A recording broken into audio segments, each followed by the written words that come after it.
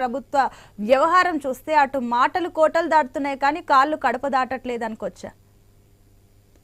కరెక్టేనండి, మీరు చెప్పిన సామెత కరెక్ట్ వర్తిస్తుంది. ఇప్పుడు కాంగ్రెస్ పార్టీకి ఏ అంశాలు చూసుకున్నా ఏ మాత్రం అడుగు ముందల పడట్లేదు. మాటలే అన్ని విషయంలో మాటలు మాత్రమే చెబుతున్నారు. మీరు ఏ విషయం ఆర్టీసీ ఉచిత బస్సు అనే విషయం ఒకటి తప్ప మిగతా అంశాలు 7 నెలలైనా ధరని కొత్త తీసుకురాలి, మహిళలకు 2500 ఇవ్వలేకపోతున్నారు.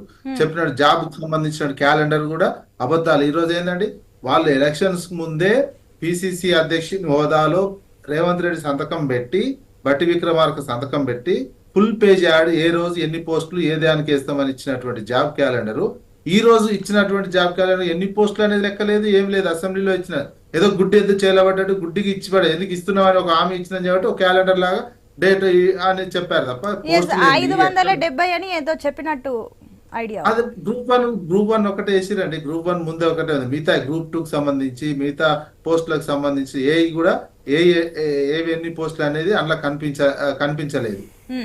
ఈ రకంగా ఇదంతా ఏంటంటే నిరుద్యోగులు మరి ఎందుకంటే రోజు ఒక వర్గం, నిన్న ఆశా వర్కర్లు ధర్నా చేస్తున్నారు, మధ్యాహ్నం భోజనం వర్కర్లు ధర్నా చేస్తున్నారు, ఉద్యోగులు ప్రమోషన్లకు సంబంధించినటువంటి ధర్నా చేస్తున్నారు, పెన్షన్దారులు వచ్చి ధర్నా చేస్తున్నారు. ఇవన్నీ ఎందుకు చేస్తున్నారు? వీళ్ళు ఇచ్చినటువంటి హామీలు ఏవి కూడా నెరవేర్చలేదు. ప్రతి వర్గం కూడా ఇప్పుడు అసలు గ్రామ పంచాయతీ పారిశుద్ధ్య కార్మికులు కూడా ధర్నా చేస్తుండే, రోజు సర్పంచులు కూడా ఈ రోజు ధర్నా చేస్తే మళ్ళీ అరెస్ట్ చేసినటువంటి బోయినపల్లి పోలీస్ స్టేషన్ లో పెట్టినటువంటిది.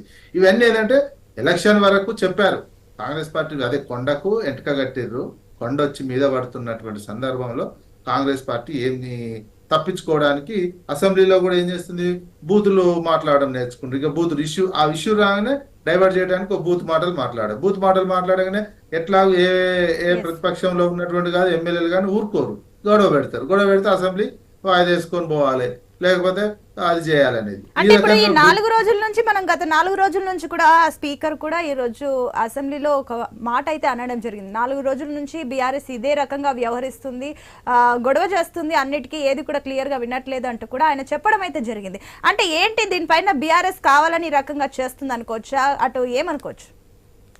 ఇప్పుడు బీఆర్ఎస్ చేస్తుందని అధికార పార్టీ ఆరోపిస్తుంది. మరి అధికార పార్టీ ఏం చేస్తున్నాడు? నిన్న ద్రవ్య వినిమయ బిల్లు మీద మంత్రి సమాధానం చెప్పలే కదా. ప్రతిపక్షంలో ఉన్నటువంటి బీఆర్ఎస్ నాయకుడు మాట్లాడిండు, మొత్తం 2.5 గంటల సేపు మాట్లాడినాక దానికి సమాధానం చెప్పాలి కదా.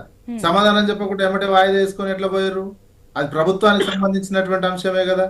2.5 గంటలు ప్రతిపక్షానికి సంబంధించినటువంటి నాయకుడు కేటీఆర్ గారు మాట్లాడిన తర్వాత మరి ఎందుకు ముఖ్యమంత్రి గారు అసలు లేనటువంటి అంశాన్ని జోక్యం చేసుకొని మాటలని అసలు వాళ్ళకి సంబంధం, అది 2018లో చేరికలకు సంబంధించినటువంటి అంశం, అసలు ఆ అంశం ఎక్కడ అసెంబ్లీలో నిన్న ప్రస్తావనే రాలేదు. సడన్ గా ముఖ్యమంత్రి గారు లేచి రెచ్చగొట్టి ఇష్యూని డైవర్ట్ చేసినట్టే కనిపించింది. అక్కడ లైవ్ లో చూసినటువంటి